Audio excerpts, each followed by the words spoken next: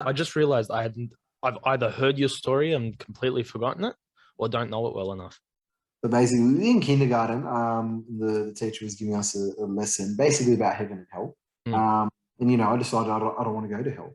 I was obviously terrified of it. I was Yeah. 6, obviously terrified of it. And then, after the after the class, I asked the teacher, I go, how do I not go there?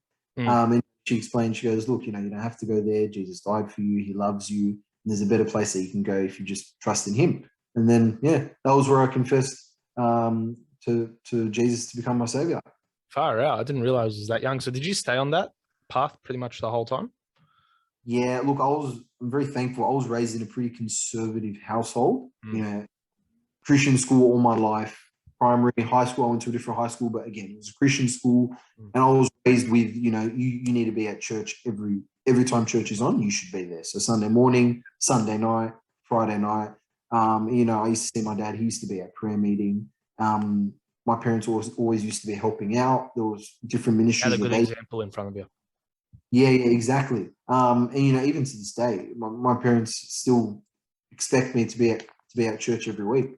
So very thankful that I was raised with that mindset.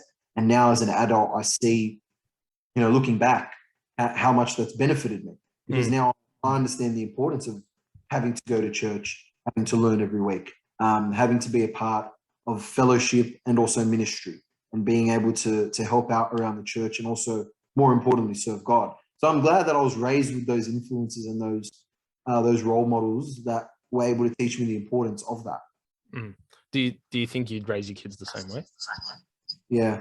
I don't think there's any other way to raise them. I mean, you can't force them, but I think you do need to be strict on them to a degree.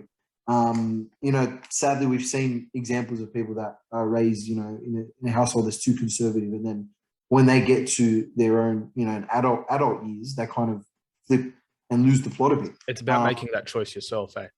Yeah, correct. But I think as a parent, you've got to maintain that balance.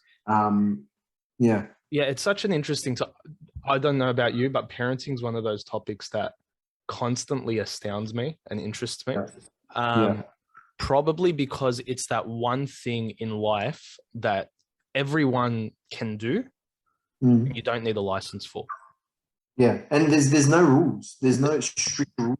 And yeah, unless you follow what a moral compass like the Bible or God's teachings for it, it's a very, very interesting topic, man, because you can see how good parenting brings out good kids, and bad parenting leads the other direction.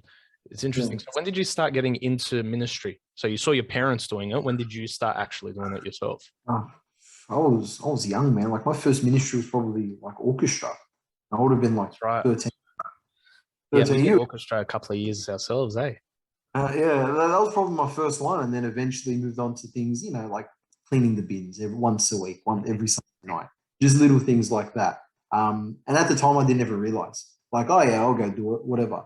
But I didn't realize what ministry actually meant till I was probably like maybe late teens, and then I started to realize the importance of ministry and what God, expects from us, and how it actually benefits, not only us, it also benefits the church, and it's also glorifying to Him. And that was something I didn't understand until I was late teens probably.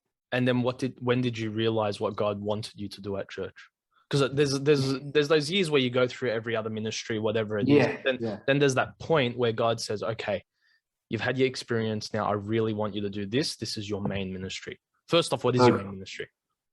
I've got two. I think the main one is Bible Club. You know about that. That involves on Friday night teaching kids anywhere from kindergarten to year 6. And then my second ministry would be choir.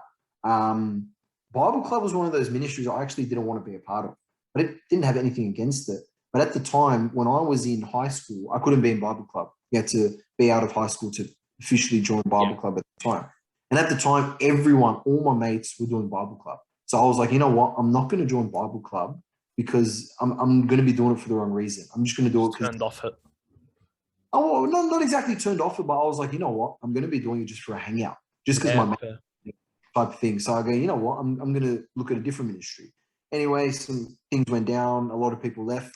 And then I can't remember if it was you or if it was Jamie or if it was Angie, you know, or one of you. I think it was a combination of the three of us. Yeah, probably. You guys said to me, you know, why don't you give Bible Club a shot? I was like, yeah, all right, whatever. You know, maybe this might lead somewhere.